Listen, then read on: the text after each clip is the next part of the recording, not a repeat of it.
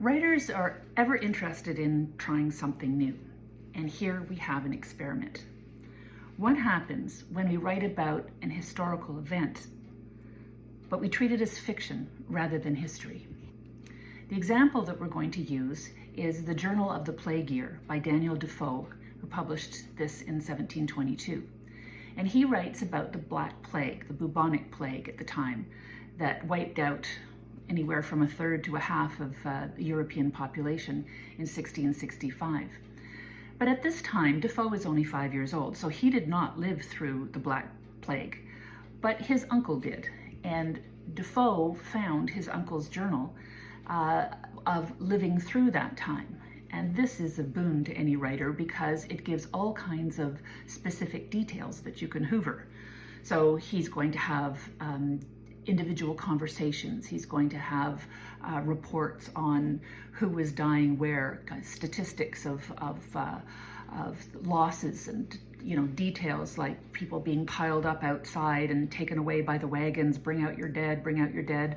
All of these very specific details from the point of view of a person who's living in it. He did not give his narrator a name. He gave him initials, HF. That were his uncle's initials, and made him a saddler, which is the same thing that his uncle was, and had him go out as an eyewitness wandering around downtown London at a time when the plague was unfolding around him, and him reporting on what he was experiencing as he was going through it. So this is actually a fictional story of real events that happened. So I'm going to give you a term: verisimilitude. And this is going to become a staple of realism as it unfolds and becomes invented. And it is giving the appearance of the fictional as real. It's not the same thing as being real, it's just giving the appearance of being real. So it's not that this story is perceived as something that could happen, it is being presented as though it really did happen. It's not just believable, it's real. So when you have fiction about history like this, you are really running on a boundary between two different genres. The real creeps in through details, but because this is fiction, the writer bears no responsibility to them being accurate. You don't have to footnote them, they don't even have to be real, you're calling this fiction. Plus, the time and place. Remember in ancient romance, it was once upon a time in a land far away. This is no longer that kind of story because time and place have become really specific. This is 1722 in London. And that time and place are dominant. They can't be controlled by any heroes coming in and performing heroic feats. The setting is in charge.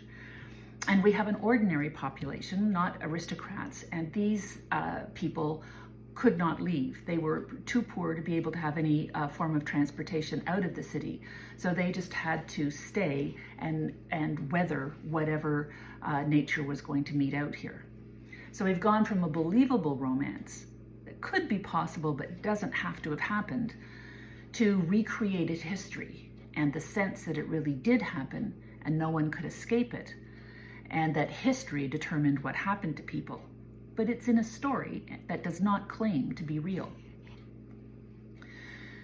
Defoe deflates any kind of illusion.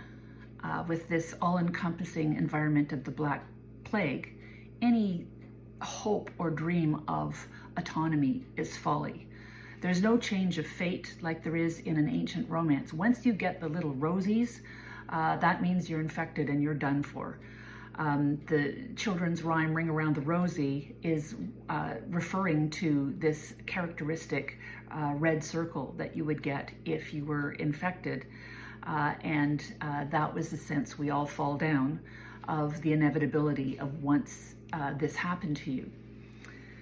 Other elements of ancient romance that are turned on their head in this kind of story are the absolute refusal of the supernatural as explaining anything. The supernatural was a natural characteristic of the romance, plus the Gothic. But here, H.R., the narrator, ridicules people who are theorizing that what they see in the sky has anything to do with them being punished with a plague. People were saying that two comets occurred very close together, and that was a sign that God was punishing them, or some sort of supernatural force was punishing them for something. And he's just having none of this. So this is not hero goes on a journey or hero comes to town. This is just an anonymous narrator just trying to survive. And what he's doing as his role is accounting for the inescapable disaster that is unfolding around him. Now, think about when a natural disaster happens now. We see the journalist run out into the hurricane or the earthquake or whatever the natural disaster is and report on it. Who the person is doesn't matter, because he or she is standing in for anybody who would be caught in that kind of overwhelming disaster. And what the journalist is doing is bringing the experience of it to the audience. And Defoe in this story is credited with inventing that narrative stance of the eyewitness that has been used by journalists ever since. Another characteristic of this kind of story is that it tends to happen during the day. There's not a mysterious darkness that happens. This is metaphorically the harsh light of day, that the reality that people are having to deal with. And the death is not being meted out by some despot that is acting on a whim. This is death by nature, so there's a blind inevitability to it. It's nothing that's being done to punish anybody on purpose. It is just something that's happening. It doesn't matter who you are. You're being rolled over by the same bulldozer. So there's a real shift in genre that's happening here. We've gone from the believable romance, where the character needs to give herself a shake to just wake up to her illusions being unrealistic. And the disillusion in this romance kind of a story is how practical or impractical the dream is.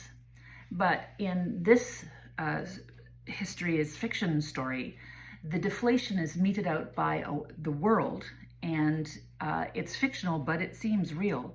And this is what determines people's lives, and there is no escape from it. Now, there was no plague that was going on in 1722, but Defoe's realistic recreation of the one had been before and being set in 1722 really freaked people out. And there was this panic that another plague could come at any time. And that was very good for book sales.